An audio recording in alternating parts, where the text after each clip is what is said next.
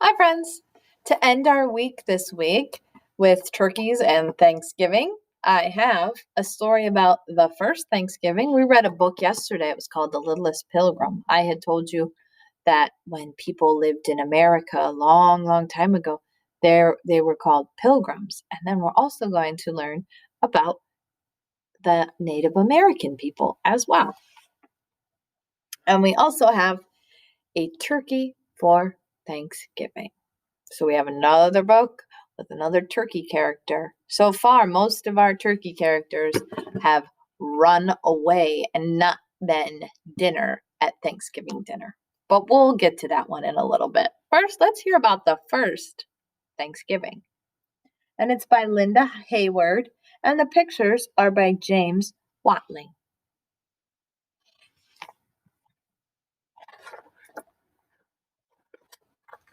Plymouth, England, 1620. So the year was 1620. That's a long time ago. A ship in the harbor taking on passengers. The people going aboard seemed too poor and too ordinary to ever be famous, and yet their names are now in the history books. Now, almost 400 years later, we still tell their story. So they came from England, which is all the way across the ocean. It's a different country. These are the people we call pilgrims. They are about to sail to a new strange land called America. That's where we live. They've been warned that the Indians may attack them or the Native Americans. Even the voyage will be dangerous. There may be pirates or hurricanes. Many a ship has sailed off and never been seen again. The pilgrims are risking their lives. Why? It started with the king. The king declared that everybody must belong to his religion. The pilgrims wanted their own religion. They tried meeting in secret. But the king sent spies to watch their houses. He sent soldiers to arrest their leaders, and even their neighbors turned against them. So the pilgrims decided it was time to leave England.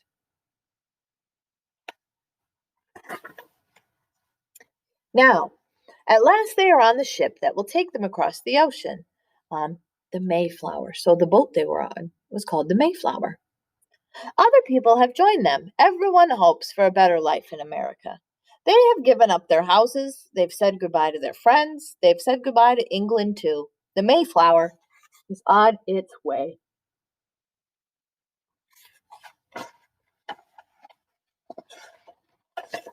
The ship is crowded. There are 102 passengers. Most of them must stay in one stuffy place below the deck. It is cold and damp. There is no water for washing and no toilet.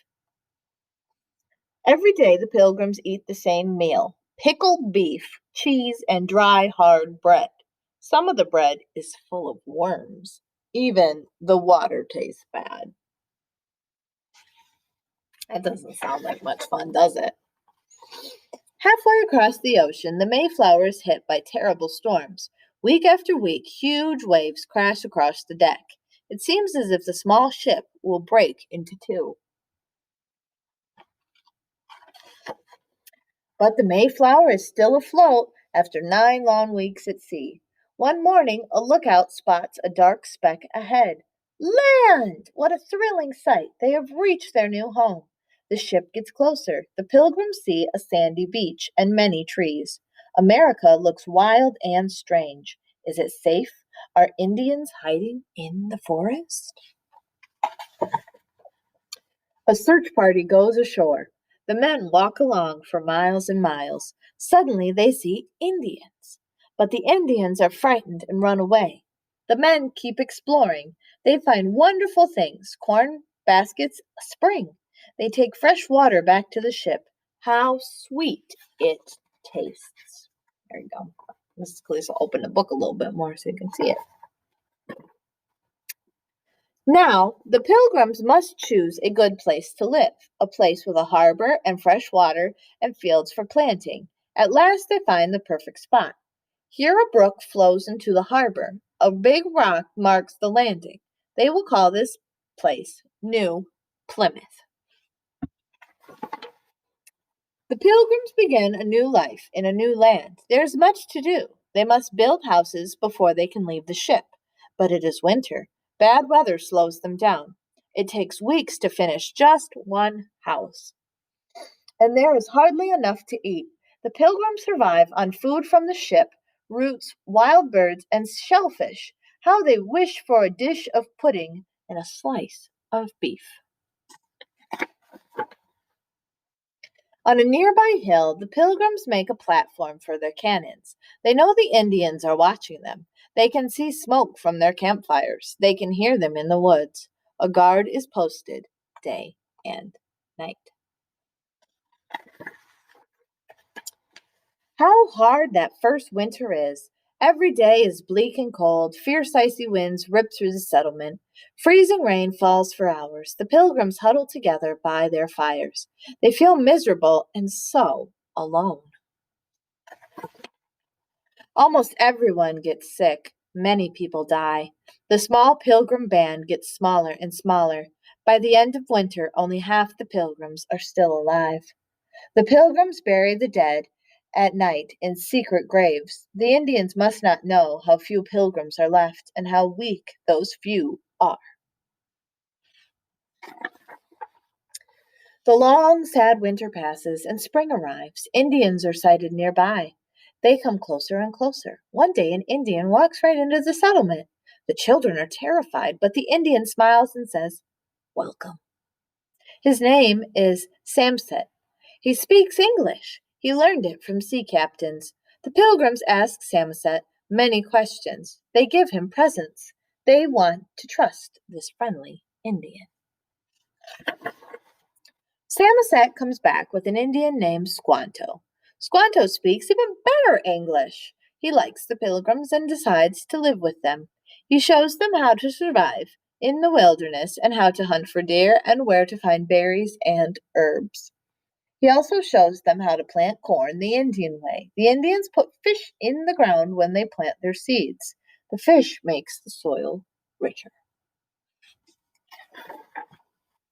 The Pilgrims want to make friends with all their Indian neighbors. Squanto and Samoset tell them about the Indian king, Massasoit. He is great and a wise leader. Massasoit comes to visit Plymouth.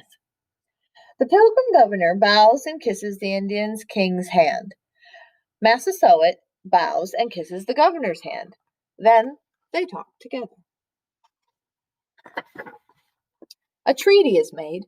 The Pilgrims and the Indians will not harm each other. There will be peace. The Indian leader draws his sign. The governor writes his name. This treaty is kept for 54 years. In April, the Mayflower sails back to England. The Pilgrims are sad to see it leave. But no, not one of them leaves with it. They all want to stay in America. The Pilgrims work hard all summer.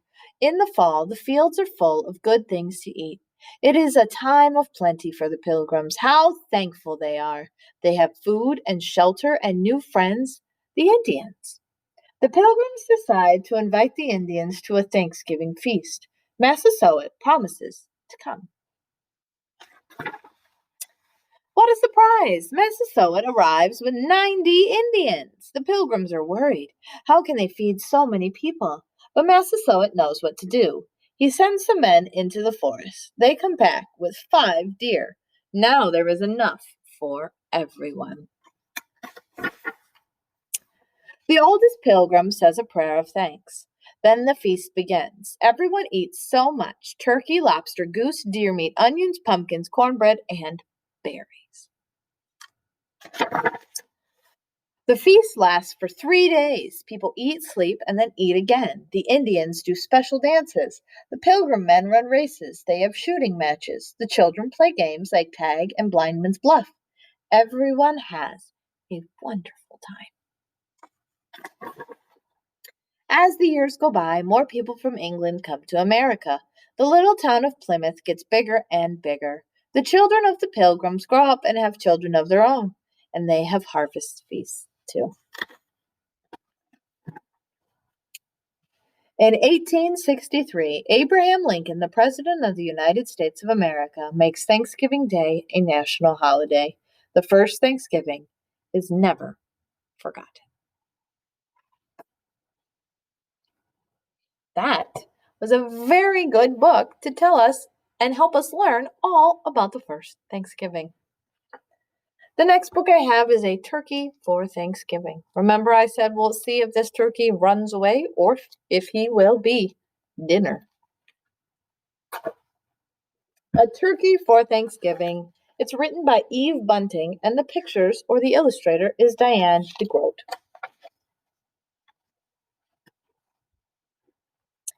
It was Thanksgiving morning. Mr. Moose helped Mrs. Moose set the Thanksgiving table. Sheep will sit here. He likes the chair that's straight up and down, Mr. Moose said. Rabbit here, Porcupine here, and Mr. and Mrs. Goat here, he smiled at his wife. Isn't it nice to have friends to share Thanksgiving? Mrs. Moose set two paper pilgrims, one at each end of the table. She placed the paper turkey with its great fan tail between the candles and stood back. They look good, my dear, Mr. Moose said. Mrs. Moose sighed. Yes, but I wish we had a real turkey. Everyone always has turkey for Thanksgiving. Everyone but us. Mr. Moose nuzzled Mrs. Moose's head. Well, that won't do. I will go this minute and find you a turkey for Thanksgiving.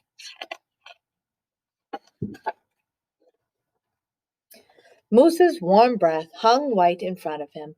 Snow crunched under his hooves and made little holes that Rabbit jumped over. I see the goats, Rabbit said. Mr. Goat raised his head and spat out the tin he was chewing.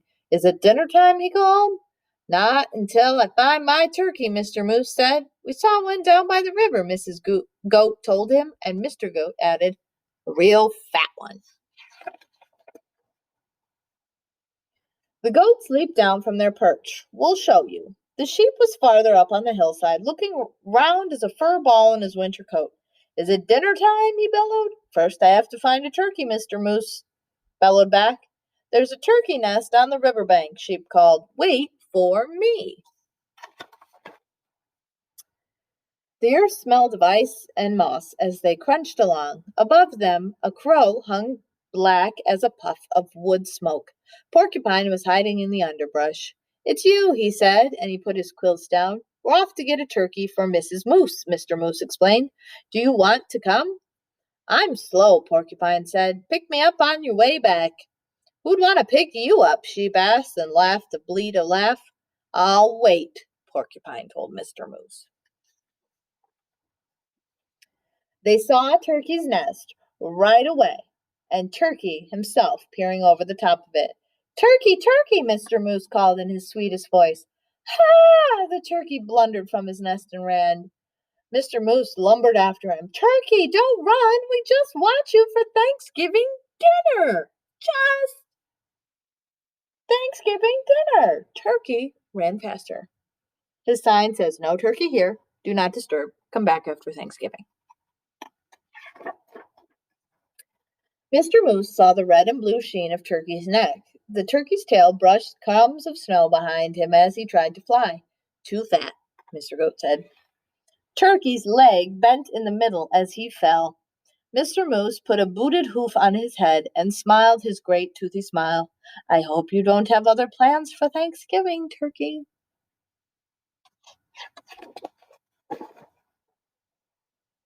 He helped Turkey up. My wife won't mind that you're too fat, he said. Let's go. It's getting close to dinner time. They marched Turkey in front. I'm sorry about this, for I can see you don't want to come, Mr. Moose said, but I must insist. A promise is a promise. There was a wreath of dried fruit on the moose's door. Inside, the house was filled with Thanksgiving smells. Mr. Moose hid Turkey behind him. Look who I brought, Mrs. Moose, he said. Sheep, the goats, Rabbit, and Porcupine.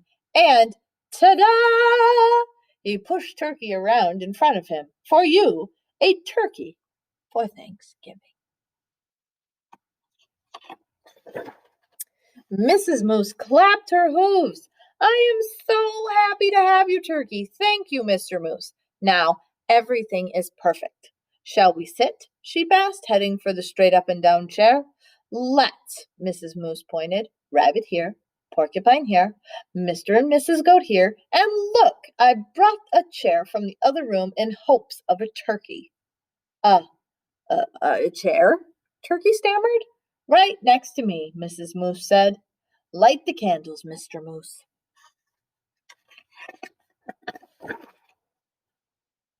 There were bowls of acorns and alfalfa sprouts, dried since summer.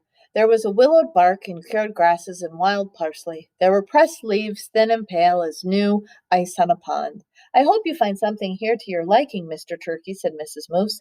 I wasn't sure of your taste. You are so kind to worry about my taste, Turkey said. I thought you'd be worrying about how I'd taste.